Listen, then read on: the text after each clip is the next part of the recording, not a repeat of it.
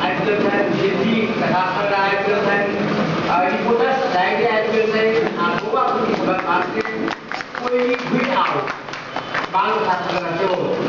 बजार में आजकल चाहिँ बहुत बहुत धन्यवाद श्री महाराज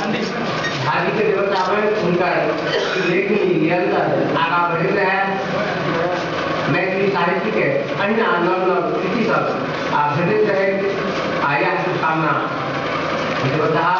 पालेको छ कि नगरको पनि पालेको छ। मैले आज बिहान मात्र चाहिँ के सुनेको थिएँ भन्दाखेरि कि वैदेशिक रोजगारमा विदेशमा गएको महिला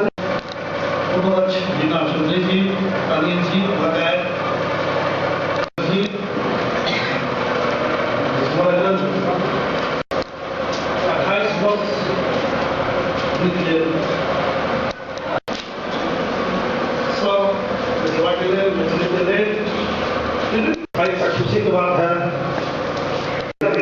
विभिन्न दृष्टिकोणबाट सामाजिक अथवा चाहिँ राष्ट्रिय परिवेश चाहिँ विभिन्न दृष्टिकोणबाट चाहिँ के भन्दाखेरि कारणले गर्दाखेरि पनि समाजमा विभिन्न किसिमका विकृतिहरू पनि आइरहेको छ र ती कुराहरूलाई पनि के भन्दाखेरि आफ्नो सामाजिक परिवेश अनुसार चाहिँ समेटेर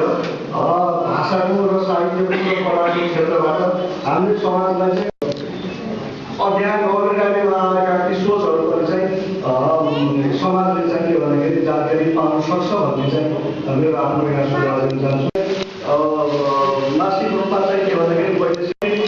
विभिन्न किसिमले चाहिँ अब जस्तो भारतमा पनि अब यो महिला विषयका कुराहरू वर्षको साथ सूचनाहरू र ज्ञानहरू चाहिँ प्रभाव गर्छ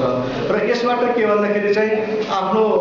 क्षेत्रको रीति स्थिति सामाजिक परिवेश र भाषाको संस्कृति पनि भनौँ र त्यस्तै रहन सहन जीवनशैली यी सबै दृष्टिकोणहरूलाई के भन्दाखेरि चाहिँ प्रतिबिम्बित गरेको हुन्छ र यो कुराहरूमा चाहिँ मैथिली साहित्य